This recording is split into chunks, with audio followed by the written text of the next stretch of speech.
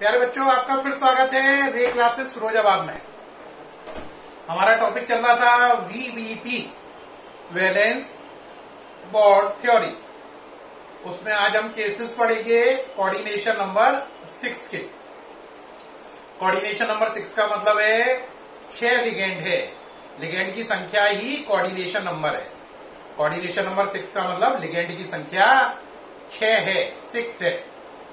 अगर लिगेंड की संख्या 6 हो बेटा, है ना, तो फिर दो ऑप्शन होंगे कि लिगेंड जो है वो 6 है तो वो स्ट्रांग है या वीक है। अगर लिगेंड स्ट्रांग है तो आयोडाइजेशन होगा D2sp3 और लिगेंड वीक है तो 6 लिगेंड होने पर हाइब्रिडाइजेशन होगा sp3d2।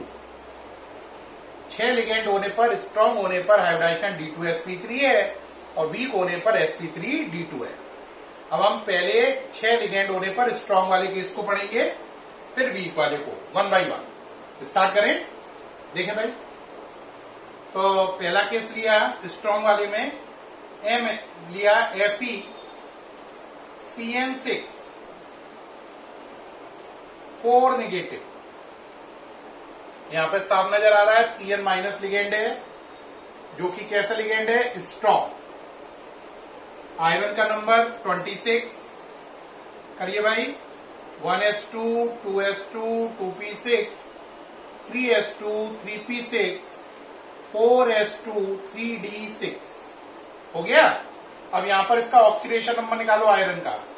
Fe का x 6Cn का -1 के हिसाब से -6 इक्वल टू -4, क्योंकि ऊपर -4 लिखा है। x की वैल्यू +2, तो यानी आयरन +2 वाला है। 2 इलेक्ट्रॉन कम कर दो 4s में से, 4s0 3d6।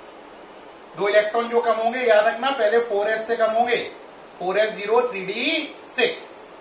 अब जरा देखो 3d, तो पहले 3d का डायग्राम बनाओ। 4s 0 है, 4s का डायग्राम बनाओ। 4p और 4d खाली पड़ी है, 4p भी खाली पड़ी है और 4d भी खाली पड़ी है। कौन कौन खाली पड़ी है, 4p और 4d। इसके बाद लिगेंड कैसे हैं, आंसर स्ट्रांग। अगर लिगेंड स्ट्रांग हो तो बेटा 3d में इलेक्ट्रॉन सब पेयर अप करके बढ़ेंगे। दोबारा रिपीट, अगर लिगेंड स्ट्रांग हो तो 3d सबशेल में सारे इलेक्ट्रॉन पेयर अप करके भरेंगे, यानी सबका जोड़ा बना के चलो, अनपेयर मत छोड़ो। D6 है, करो 1 2 पेयर बना दिया, 3 4 5 6। अब इसमें हाइब्रिडाइजेशन कौन सा होना है, 6 लिगेंड है, कौन से हैं, स्ट्रांग। तो मैंने बताया था अगर स्ट्रांग लिगेंड हो तो आपको कौन सा हाइब्रिडाइजेशन बताया था, बोलो। तो मैंने बताया था D2sp3, कौन सा, D2sp3, याद आया। तो D2, D के बाद S है, तो इसका मतलब D कौन सी वाली लेनी है, ये वाली या ये वाली। एक बच्चा बोलेगा अरे हमें बेवकूफ समझ रहे हो, S D से पहले है तो S से पहले D ये वाली है, बिल्कुल सही, ये वाली D लेनी है। D2 का मतलब कितनी D लेनी है, 2। ये मिटा दो थोड़ी जगह बनाने के लिए। D1 D2 S P1 P2 P3 D2sp3, ये हो गया। ये इसमें हाइब्रिडाइजेशन हो गया कौन सा, D2sp3, ठीक। अब इसमें लॉन पेयर भर दो। लॉन पेयर कौन दे रहा है, Cn minus. Lone pair number 1 2 3 4 5 6। 2 cross का मतलब 1 lone pair, 1 lone pair, 1 LP। Lone pair को हिंदी में बोलते हैं एकल युग्म। 1 लॉन पेयर, 2x का मतलब 2 इलेक्ट्रॉन। ये इलेक्ट्रॉन देने वाला कौन है, आंसर Cn माइनस। तो कोऑर्डिनेट बॉन्ड बनाकर Cn माइनस लिखो। लॉन पेयर प्रोवाइडर कौन है, Cn माइनस, ये बन गया। अब देखो इसके अंदर अनपेयर्ड इलेक्ट्रॉन एक भी नहीं है, देखो सारे इलेक्ट्रॉन पेयर्ड अप है। तो म्यू इक्वल टू होता है मैग्नेटिक मोमेंट n+2। सारे इलेक्ट्रॉन पेयर्ड हैं तो n की वैल्यू कितनी हो गई, 0, क्योंकि सारे इलेक्ट्रॉन पेयर्ड है। तो 0 रखते ही इसका आंसर कितना आया, 0। तो 0 Bm आंसर हो गया, यानी कि 0 बोर मैग्नेटॉन।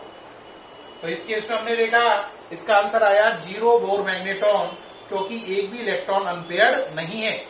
कोऑर्डिनेशन नंबर 6 क्यों माना? क्योंकि लिगेंड की संख्या 6 है। ये पूरा सॉल्व किया, ये पूरा निकल आया। ओके रहा, कोई दिक्कत तो नहीं है। ये पूरा हो गया आपका कंप्लीट लिगेंड 6 वाला केस, वो भी स्ट्रांग वाला। ये पूरा हटा रहा हूं, एग्जाम में बस ऐसा नाम लिखा आएगा, यहां तक आपको पूरा करना होता है, मैग्नेटिक मूवमेंट तक सारा निकालना होता है। अब अगला चलते हैं वीक लिगेंड को लेकर केस। अब वीक लिगेंड को लेकर चलिए भाई। वीक लिगेंड का केस दिया उन्होंने मुझे, उन्होंने कहा Fe Cl6 4 नेगेटिव। सर अब इसका करो, Cl माइनस कैसा लिगेंड है? Answer weak. हाइब्रिडाइजेशन बदलकर कौन सा होगा? sp3d2। चलो भाई, Fe का नंबर 26। बढ़िया बच्चों, 1s2 2s2 2p6 3s2 3p6 4s2 है ना। फिर बोलो 4s2 के बाद क्या आएगा? 4s2 3d6। अब यहां पे इसका ऑक्सीडेशन नंबर निकालो Fe का। Fe को x 6Cl का -6 इक्वल टू -4, x की वैल्यू प्लस का 2, तो यानी आयरन पे +2 चार्ज है, +2 चार्ज है, तो ये हो गया 4s0 3d6। 2 इलेक्ट्रॉन 4s में से कम हो गए। किसमें से? 4s में से। अब चलो 3d6 d बनाओ, 3d बन गई, 4s0 है, 4s बन गया, 4p बन गई, ये भी खाली पड़ी है, और 4d भी खाली पड़ी है। नाम लिख लो इसका, 4s 4p 4d। जो यहां पे लिखा नहीं है 4p 4d, यहां नहीं लिखाना है। जो यहां नहीं लिखा है इसका मतलब वो खाली है, एम्प्टी है। अब जरा देखो डी में कितने इलेक्ट्रॉन है? 6। अब जरा ध्यान दो, अगर लिगेंड वीक है तो 6 इलेक्ट्रॉन है। अब आपको कोशिश करनी है कि इलेक्ट्रॉन का पेयर ना बने। कैसे भी करके ऐसा करो कि पेयर बने नहीं। जहां तक प्रयास कर सकते हो तब तक करो, जब तक पेयर रोकना है। स्ट्रांग वाले में पेयर करके चलना है, वीक वाले में पेयर को बचाना है। अब D6 है, 1 2 3 4 5। देखो पेयर होने नहीं दिया मैंने, लेकिन अब इसमें 6 है तो मजबूरी में एक पेयर यहां पे करना पड़ेगा, है ना। ये हो गया।